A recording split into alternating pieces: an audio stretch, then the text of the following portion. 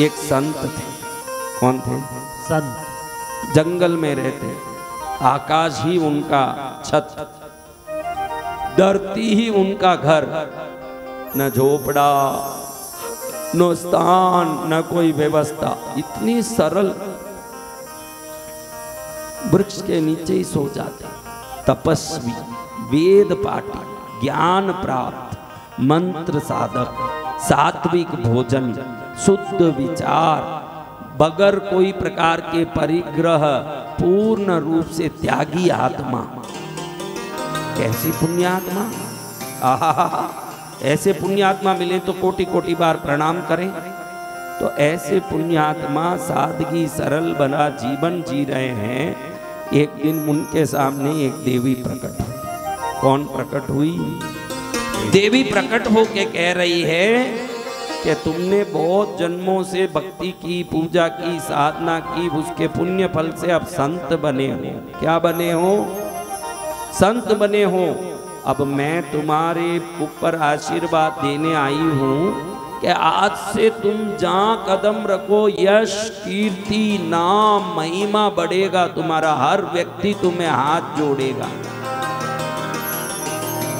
लेकिन ये जब तक तुम्हारा पुण्य पूरा नहीं हो जब तक ही रहेगा। पुण्य खत्म होते ही मैं भी चली जाऊंगी, फिर तुम जैसे हो वैसे ही हो जाओ। संत बोले, माता जी आपको बुलाया ही किसने है?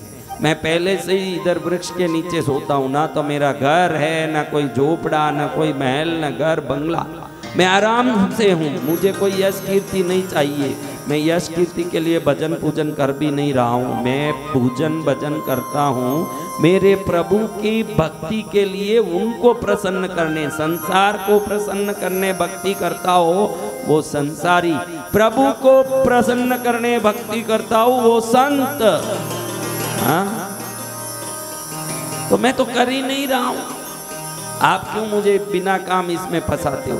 देवी बोले, भाई तेरे पुण्य के कारण मैं धर्म देवता आई हूँ, मैं धर्म की देवी हूँ। जो धर्म पुण्य दान पुण्य करते हैं उनके मुझे फल देना ही पड़ता है। तू ना बोलेगा तो भी मुझे फल देना ही पड़ेगा, तू हाँ बोले तो भी मुझे तो देना ही है। आज से तेरा फल प्राप्त शुरू हो गया है, अभी मैं तेरे साथ रह के काम करूँगी।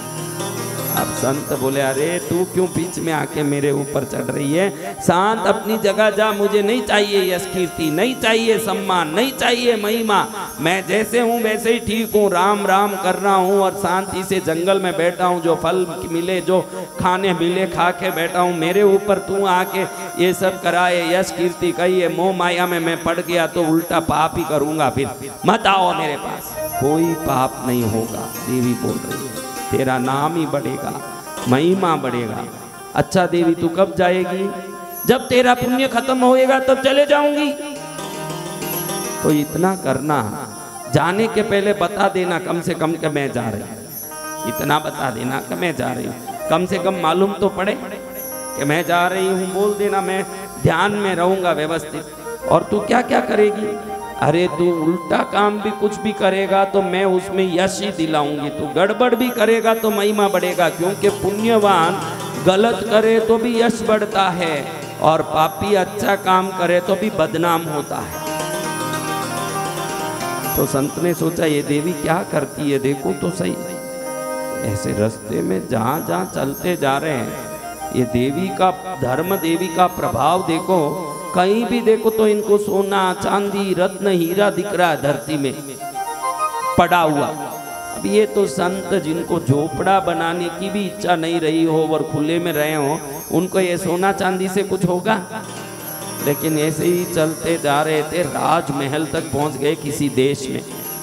अंदर दरबार चल रहा है, राजा बैठा है, मंत्री बैठे हैं, पुरोहित, सभी सेना वीरपति सब बैठे हैं। उसमें संत गए। अभी संत को अंदर घुसते, क्योंकि जंगल में रहे हुए संत तो तेज भी कितना, उनके शरीर में ओज भी कितना, प्रभाव भी कितना, प्रकाश भी कितना। उनको राजा देखते ही एकदम प्रभावित हो गया कि कोई उत्कृष्ट संत आए हैं।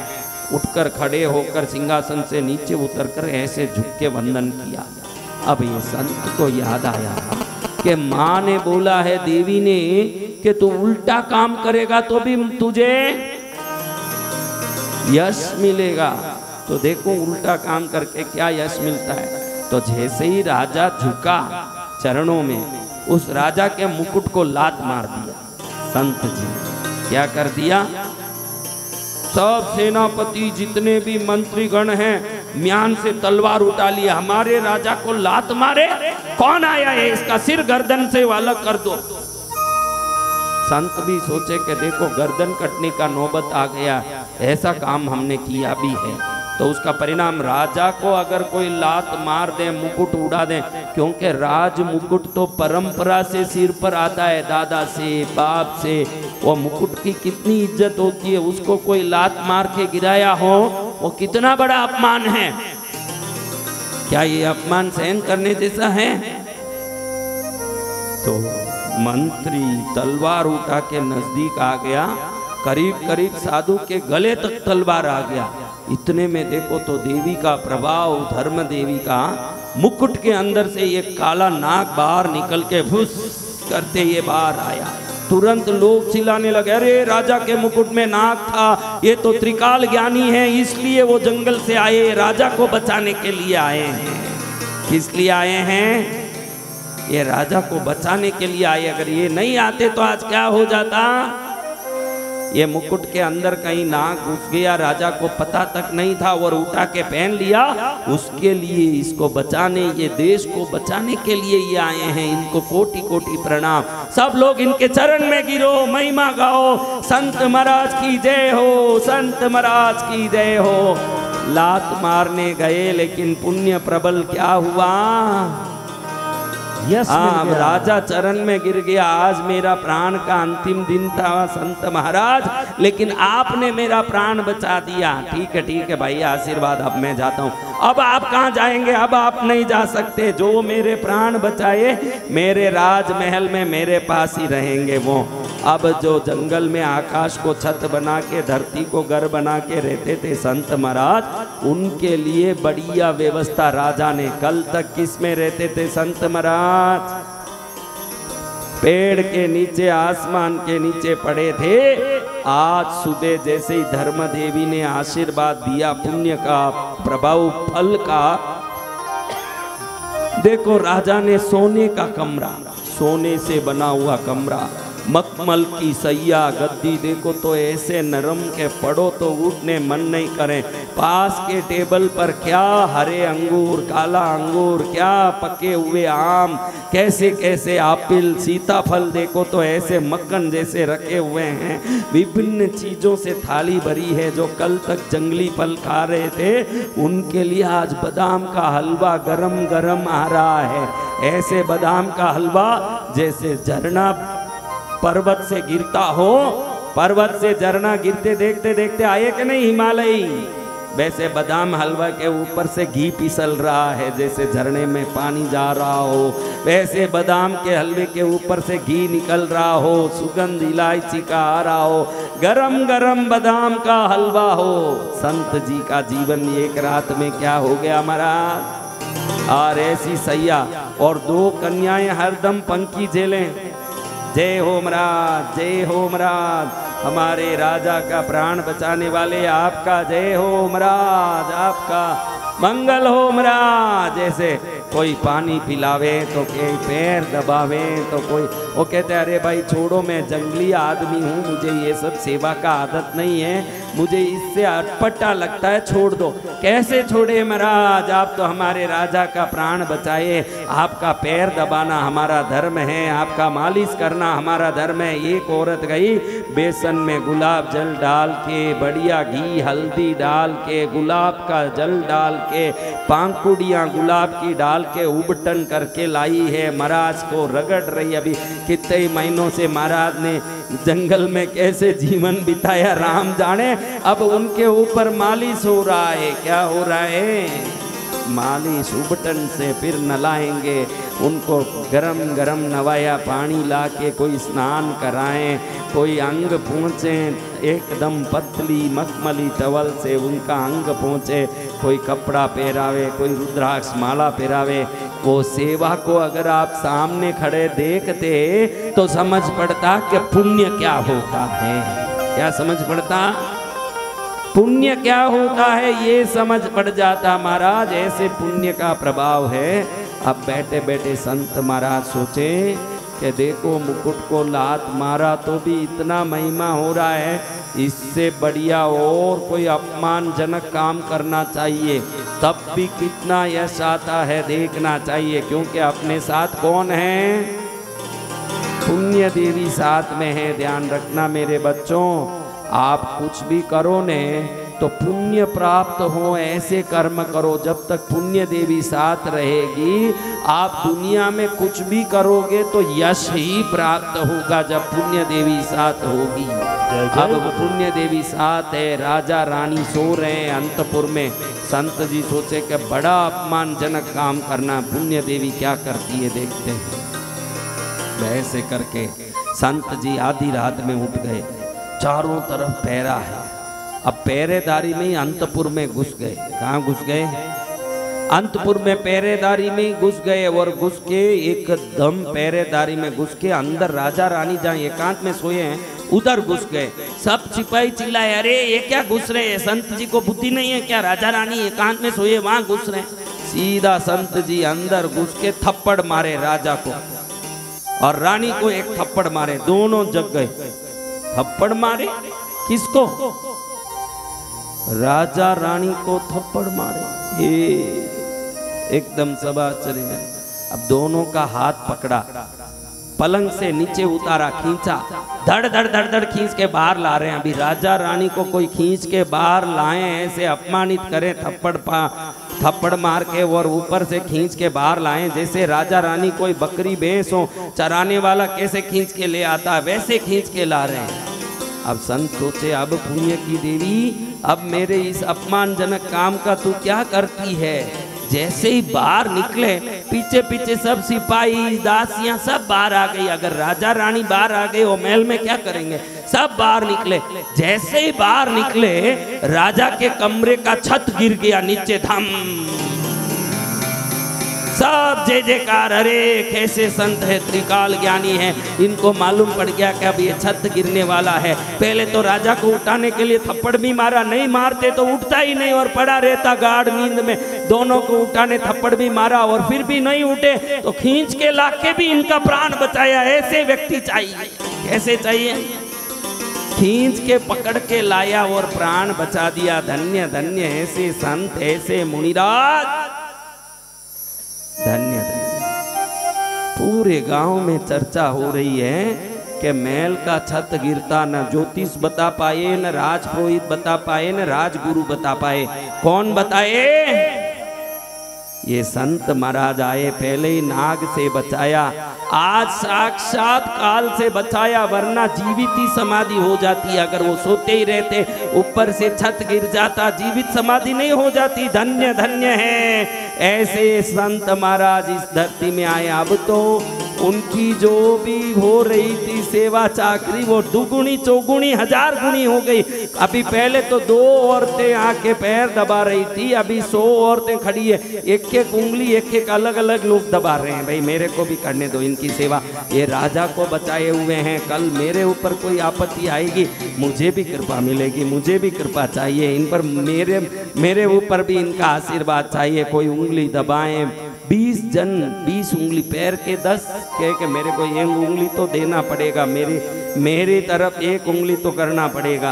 5 बहनें एक पैर की तरफ कर गई, 5 उंगली, एक पिंडलियां दबा रही है, एक पैर दबा रही है, एक जांग दबा रही है। ऐसे 50 खड़ी हो गई। कोई बोल रही है छोटी उंगली मेरी, कोई बोल रही है बीच वाली उंगली मेरी, एक बोल रही है नहीं नहीं अंगूठा मुझे दे दो मैं दबाऊंगी। ऐसे सेवा हो रहा है।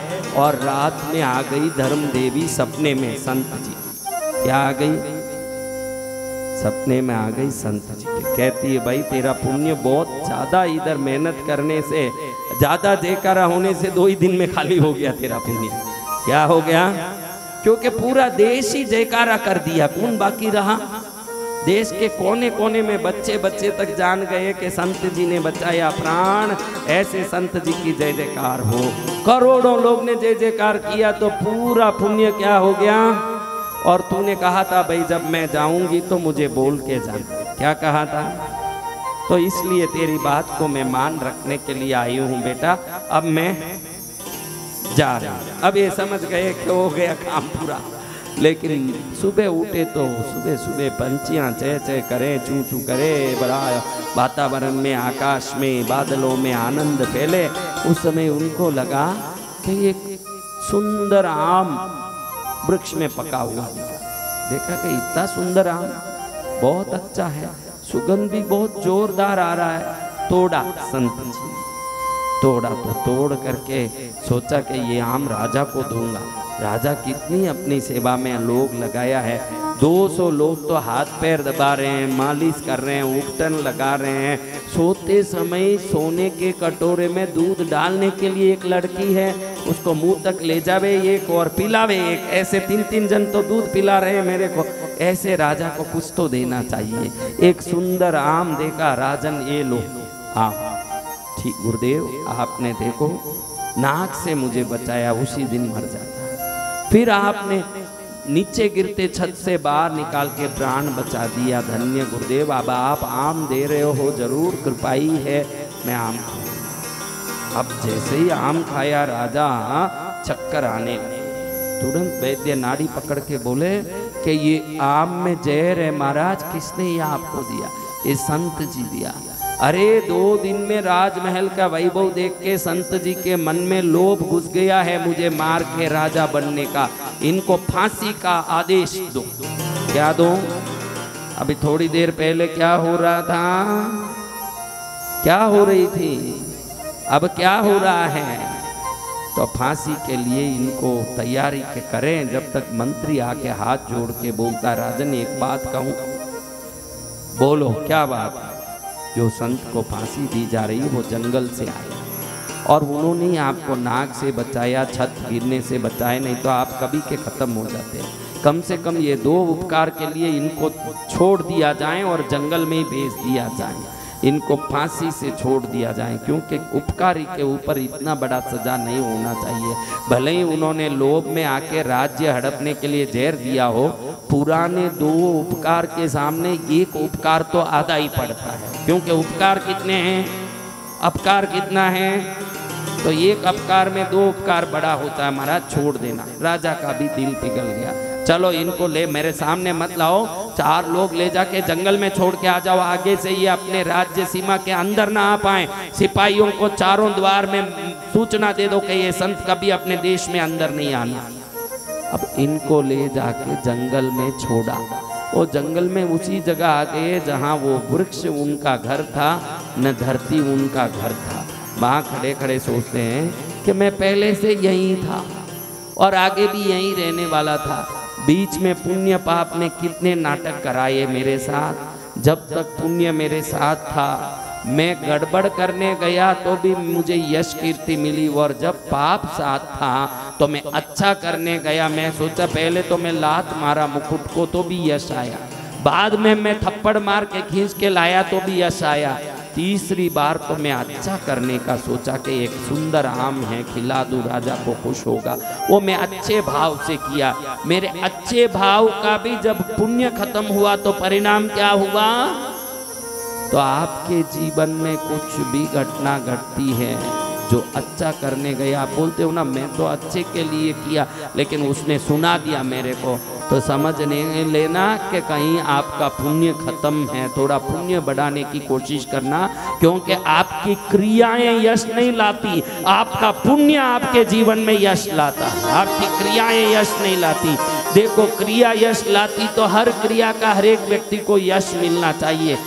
4 व्यक्ति इलेक्शन में लड़ रहे हैं, चारों वोट डालो, हर घर में उसी प्रकार मांगते, मैं ये कर दूंगा, बिजली ला दूंगा, रोड बना दूंगा, पानी ला दूंगा, ये कर दूंगा, चारों मांगते हैं। क्या चारों को वोट मिल जाता है?